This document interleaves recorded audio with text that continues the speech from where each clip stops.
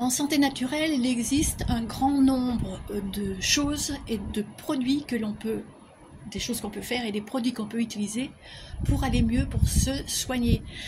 Quelqu'un me disait l'autre jour, mais on ne peut pas se soigner tout seul. Eh bien si, je n'ai pas dit on peut se guérir, on peut se soigner, c'est-à-dire qu'on peut soulager certains troubles et certains mal-être.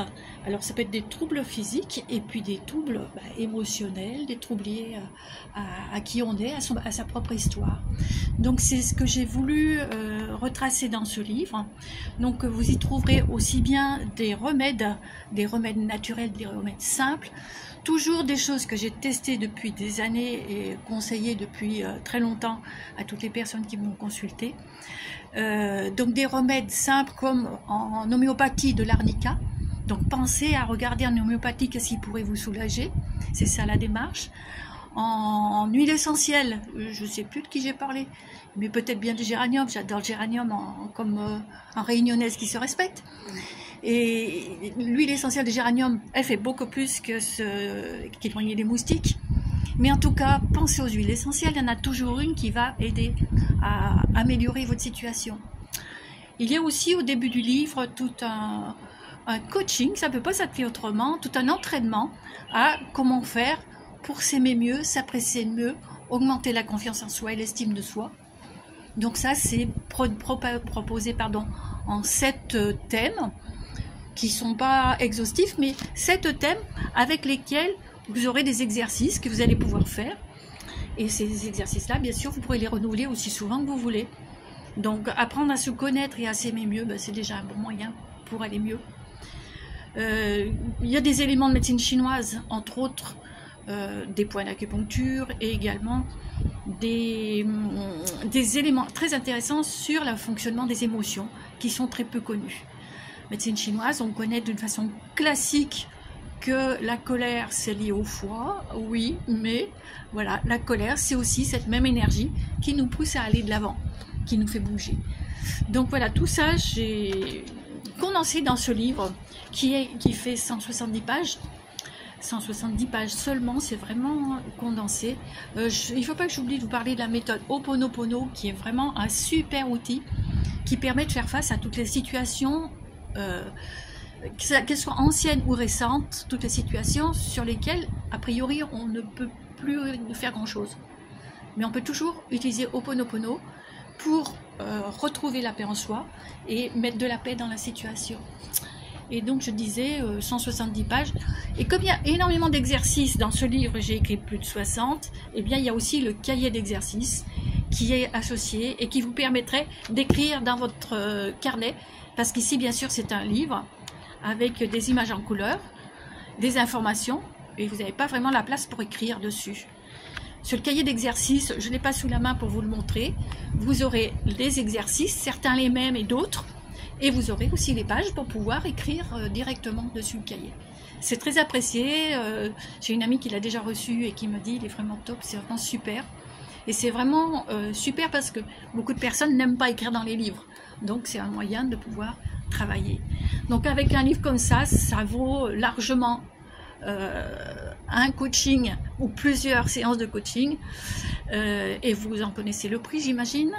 Et si vous avez étudié ce livre et que vous avez envie que je vous aide davantage, eh bien vous pouvez me contacter, je consulte en ligne. Et en ligne, je peux vous aider à avancer sur un point particulier. Vous trouverez des informations à l'intérieur du livre même, et puis je les mettrai dessous la vidéo. Voilà. Catherine qui est en face à moi me disait que... Alors moi, au-delà de tout ce que tu viens de dire, effectivement, j'ai adoré le format. Donc le format me convient particulièrement parce qu'en fait, on peut l'emmener partout, aussi bien dans les moments, dans les salles d'attente, on peut le prendre, l'ouvrir. Donc comme les chapitres sont relativement courts, mais avec toutes les informations en fait, donc on n'a pas besoin de feuilleter très longtemps pour tout de suite avoir beaucoup d'informations, une information qui nous percute en quelque sorte, qui nous convienne. Et voilà, donc bon, Brigitte, je pense que tu as fait un bon résumé de tous les thèmes, toutes les thématiques, que ce soit à la fois liées à l'émotionnel, lié au corps physique, voilà, toutes les... pour moi, c'est un bon condensé pour être bien, pour s'occuper de soi et essayer de trouver l'harmonie complète. Ou au moins partielle. Voilà. Merci Catherine. Je t'en prie, avec plaisir. On va pouvoir prendre note de ces 60 actions pour dynamiser notre quotidien, ça c'est important. Et surtout, on va pouvoir prendre note de tout ça et faire ce qu'il y a à faire pour être bien dans sa tête et dans son corps. En fait, Sylvie a, on va dire, entre autres, été intéressée par l'article sur le lâcher-prise. Exactement. Alors, dites-moi pourquoi. Parce que ça nous donne vraiment de bonnes pistes pour vraiment le faire au quotidien. Et puis, aller mieux, se calmer, aller mieux dans sa vie de tous les jours. C'est vrai. Donc c'est en fait le but de ce livre, des petits articles qui vont vous permettre d'aller à l'essentiel.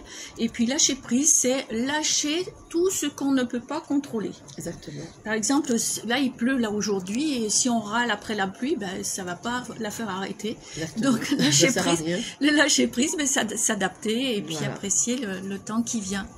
Qu'est-ce que vous diriez pour un petit mot de la fin? Prenons soin de nous, voilà, en ce début d'année, on a besoin, chacun, pour aller mieux, pour être un rayon de soleil au quotidien.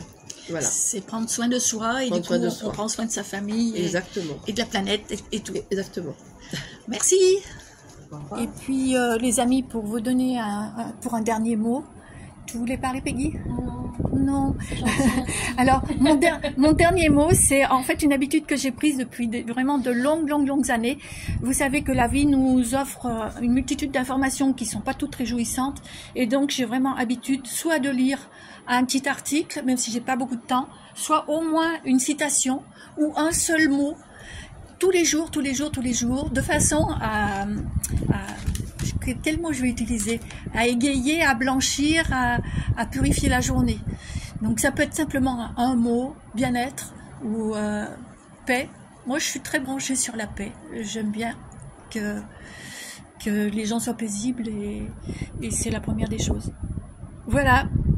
Je vous souhaite le meilleur les amis. Merci. Merci à tous. À très bientôt Brigitte.